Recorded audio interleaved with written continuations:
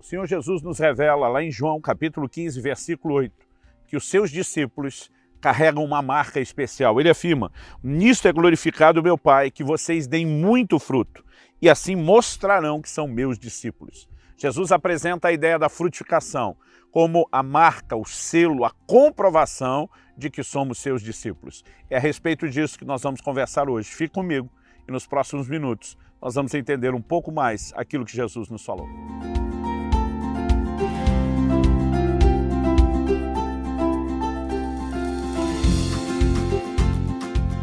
Gente, hoje estou numa plantação de mamão.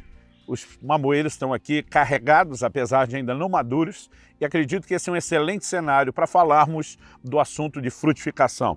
No mesmo capítulo 15 de João, dessa vez no versículo 5, Jesus afirma: eu sou a videira, vocês são os ramos. Quem permanece em mim e eu nele, esse dá muito fruto, porque sem mim vocês não podem fazer nada. Jesus afirma que nós, como seus discípulos, e obviamente, como já afirmei antes, isso que ele falou se estende não apenas aos seus discípulos iniciais, mas a todos nós. Nós, os seus discípulos, devemos carregar uma marca, e essa marca é a frutificação.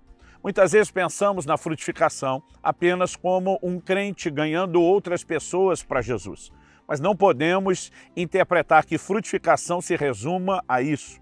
Por exemplo, um crente que evangeliza muitas pessoas, mesmo que não ganhe todas, ele não deu fruto apenas quando alguém se converte.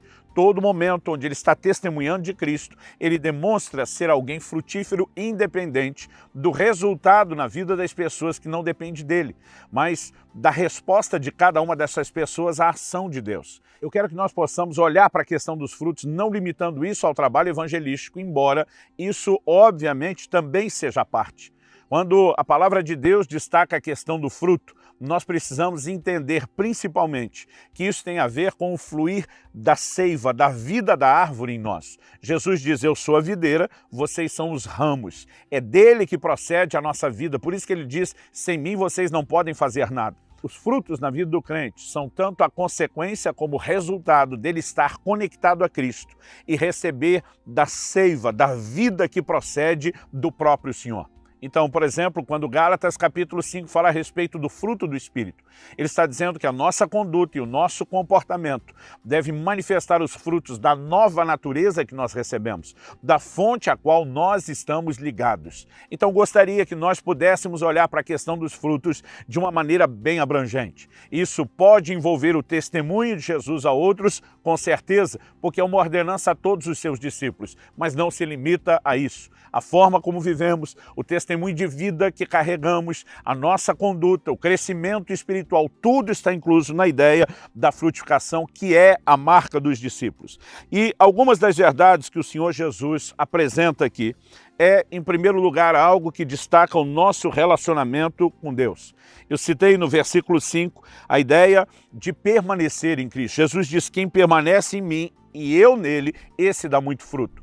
Se apresentamos os frutos como a marca de que verdadeiramente somos discípulos de Jesus, por outro lado, precisamos entender que eles só são possíveis se eu e você permanecermos nele. E essa ideia de permanecer nele também é explorada no versículo anterior, o 4. Jesus diz: permaneçam em mim e eu permanecerei em vocês. Como o ramo não pode produzir fruto de si mesmo, se não permanecer na videira, assim vocês não podem dar fruto se não permanecerem em mim. A pergunta é: o que significa permanecer nele e ele em nós, né? Nós precisamos de fato entender aqui a ideia de relacionamento.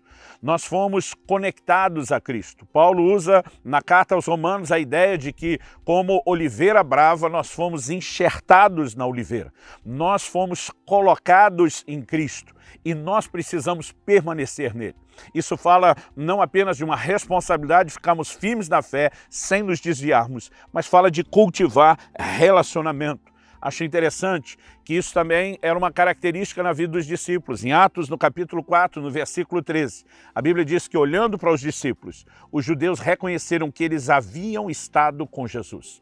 E se haviam estado com Jesus, significa que reconheceram que caminhavam próximo, cultivavam relacionamento, e acredito que, embora hoje ninguém física e literalmente nos veja caminhando com Jesus, eles podem perceber na nossa vida as evidências do nosso relacionamento com o Senhor Jesus. Eles podem perceber de fato, né, que aquilo que nós fazemos deve ser uma consequência, uma extensão de quem somos. Por exemplo, em Hebreus 11:6, a Bíblia diz que Deus é galardoador daqueles que o buscam. Ou seja, isso não é algo apenas que Deus faz, mas que Ele é, né? Porque o que nós fazemos acaba sendo uma extensão de nós mesmos. E quando permanecemos em Cristo, a maneira como vivemos, né, aquilo que fazemos acaba inevitavelmente externando a intensidade ou, em alguns casos, infelizmente, a falta disso, a intensidade do nosso relacionamento com Deus. Uma segunda coisa a ser destacada é que o Senhor Jesus diz: nisto é glorificado o meu Pai. Quando nós falamos a respeito de frutificação, muitas vezes na mente de alguns crentes imaturos, isso significa estar em evidência, ganhar reconhecimento, ter projeção. E muitas vezes as pessoas podem ter uma leitura errada da importância da frutificação.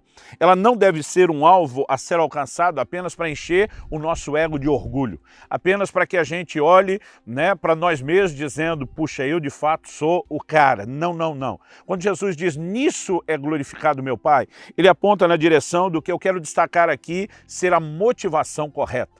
O que eu e você mais precisamos, quando falamos de frutificação, é a disposição de não apenas agradar a Deus, mas de glorificá-lo.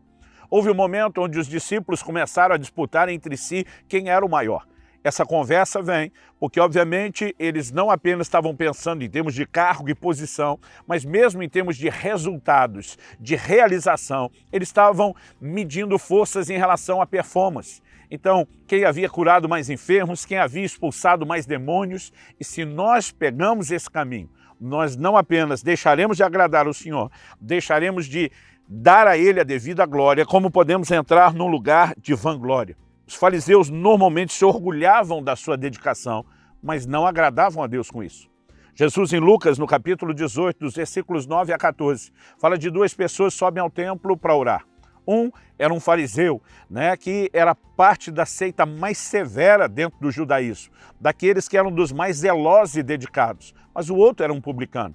A Bíblia diz que, enquanto esse publicano dizia: tem misericórdia de mim, pecador, a oração do fariseu, diferente da do publicano, não era dirigida a Deus. Jesus diz que ele orava para si mesmo, que ele falava apenas consigo mesmo, porque esse é o tipo de oração que Deus não ouve, né? Ele dizia: graças te dou, Senhor, porque não sou como esse pecador, eu jejuo 2 vezes na semana, eu dou o dízimo de tudo quanto ganho. E naquele momento, quando ele começa a agir com vanglória, ele não apenas não está promovendo a glória de Deus, como ele está se distanciando de Deus.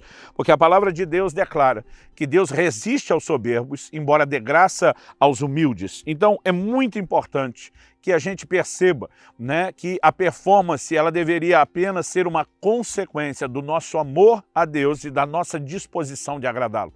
Se cultivamos a performance pela performance, sem que ela seja de fato uma consequência desse amor pelo Senhor, algo está errado. É por isso que Jesus fala com o anjo da igreja de Éfeso: eu conheço as tuas obras, o teu labor, a tua perseverança, sei que vocês suportaram provas pelo meu nome, mas ele diz: tenho, porém, contra ti que abandonaste o teu primeiro amor. Em outras palavras, Deus está dizendo: se o seu trabalho for uma extensão do seu amor, ele é bem-vindo. Se ele servir apenas como uma espécie de substituição, o Senhor diz: eu não quero ele.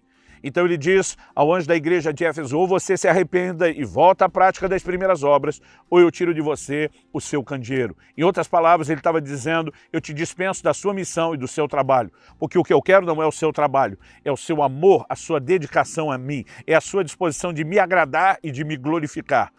Trabalhar por trabalhar. O Senhor basicamente estava dizendo: eu não preciso que você faça isso. Em terceiro e último lugar, e a questão da motivação, né? Acredito que é algo que nós precisamos realmente sondar o nosso coração na presença de Deus para poder de fato descobrir o que está em nós. Em terceiro e último lugar, eu quero destacar aqui a dimensão da frutificação. Jesus não diz que a marca dos discípulos é apenas dar fruto, mas nos 2 versículos que lemos, o versículo 15 e o versículo 8 de João capítulo 15, a ênfase está em muito fruto.